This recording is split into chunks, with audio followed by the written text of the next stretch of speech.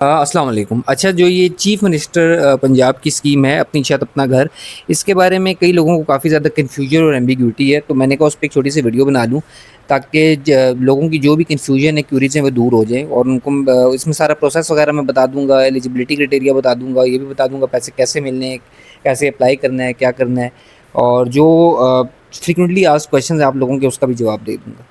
ये जो स्कीम है इसकी बेसिकली इसलिए लॉन्च की गई है ताकि मतलब जो इसका एजेंडा है वो ये है कि 1 लाख जो है ना अफोर्डेबल हाउसेस और अपार्टमेंट्स जो है वो एलिजिबल कैंडिडेट्स को दिए जाएंगे जो पंजाब के रेजिडेंट्स होंगे। ठीक है, इसमें आपको 15 लाख रुपए तक मिल सकते हैं।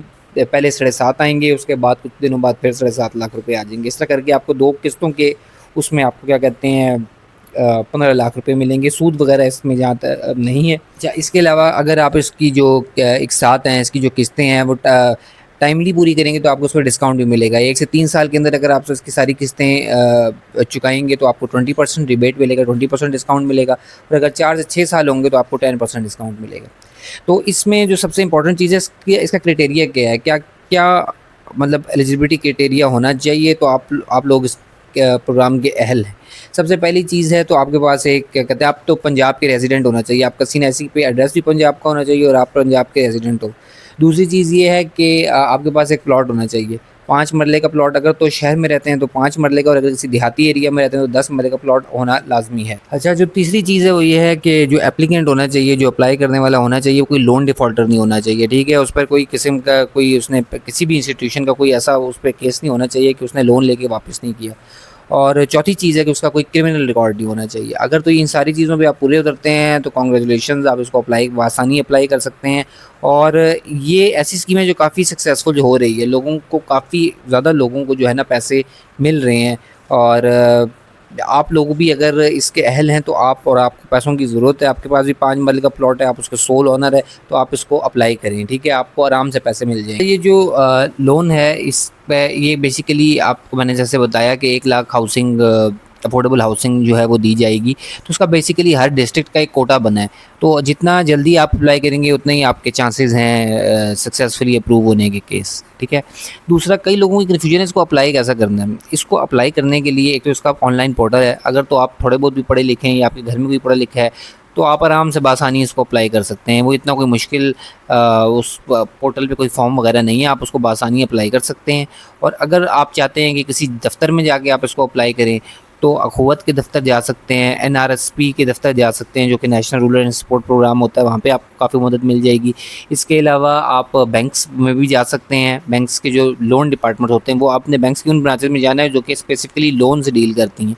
और इसके अलावा आप क्या कहते हैं कचहरी वगैरह या ऐसी जगहों पे भी कई लोग बैठे होते हैं जो कंप्यूटर पे आराम से आपके बिहाफ पे इसको अप्लाई कर देंगे। सवाल ये है कि उन लोगों के लिए जो कहते हैं कि हमारा लोन अप्रूव हो गया तो अब हम क्या करेंगे। जब आपका लोन अप्रूव हो जाता है तो आपको एक मैसेज आता है, उसके बाद आपने बैंक ऑफ पंजाब जाना होता है, तो बैक एंड पे आपका एक अकाउंट ऑलरेडी एक्टिव हो चुका, ओपन हो चुका होता है, एक्टिव नहीं होता, ओपन हो चुका होता है। लेकिन वो एक किस्म का ब्लॉक होता है। जब भी आप उस बैंक ऑफ पंजाब जाएंगे, मतलब लोन अप्रूव होने के बाद आपको मैसेज आ जाए, आप बैंक ऑफ पंजाब जाएंगे, आप उनको अपना आईडी कार्ड नंबर देंगे तो आपके नाम के आईडी कार्ड के अगेंस्ट एक अकाउंट ओपन होगा। ठीक है, जो कि वक्ती तौर पे ओपन तो हो चुका होगा, अकाउंट नंबर भी जनरेट हो चुका होगा, लेकिन ब्लॉक होगा, उसमें से आप पैसे नहीं निकाल सकते। उसके अंदर आपकी हो सकता है एक किस्त भी आई हो 7,50,000 रुपये की। तो उसके लिए जो है बैंक ऑफ पंजाब की जो रिप्रेजेंटेटिव हैं वो आपको बायोमेट्रिक करेंगे, आपकी सीएनआईसी की कॉपी लेंगे। हो सकता है अगर आपका इस्लामिक अकाउंट ओपन हो तो कुछ फॉर्म्स निकलवा के आप उस पर साइन भी करवाएं और आपको बायोमेट्रिक के ऊपर पेमेंट मिल जाएगी। लेकिन पेमेंट लेते वक्त आपने ये ध्यान रखना है कि आप या तो फाइलर हैं या नॉन फाइलर हैं। अगर तो आप फाइलर हैं तो आप सारी पेमेंट एक साथ भी निकलवा सकते हैं, लेकिन अगर आप नॉन फाइलर हैं तो अगर आप 50,000 रुपये से ज़्यादा निकालेंगे तो आपको 0.8% जो है वो क्या कहते हैं विद होल्डिंग टैक्स चार्ज होगा। फॉर एग्जांपल अगर आपके 7,50,000 रुपये आए हैं तो आप या तो अगर नॉन फाइलर हैं तो आप उनको रोज़ ब्रांच आकर 50,000 रुपये करके निकालें, एक दिन में 50,000, अगले दिन फिर 50,000, इस तरह करके अपनी अमाउंट निकालें।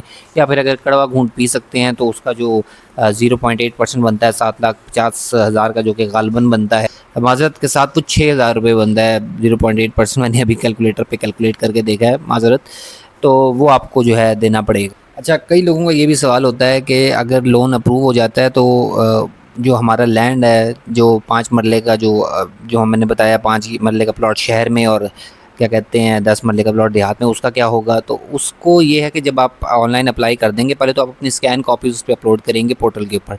जब आपका ऑन अप्रूव हो जाएगा केस, तो फिर आपको ओरिजिनल डॉक्यूमेंट्स भी प्रोवाइड करने पड़ेंगे, ठीक है।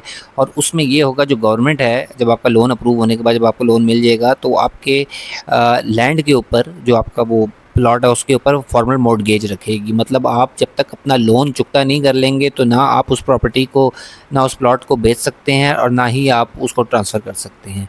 तो लोन का पूरा करना शर्त है, लाज़मी बात है, ज़ाहिर बात है, गवर्नमेंट ने भी अपनी कोई सेफ्टी तो रखनी है। बाकी ये है कि मैंने आपको बता दिया कि अगर आप 1 से 3 सालों के अंदर लोन अपना सारा करेंगे तो 20% रिबेट मिलेगा, 4 से 6 करेंगे तो 10% रिबेट मिलेगा।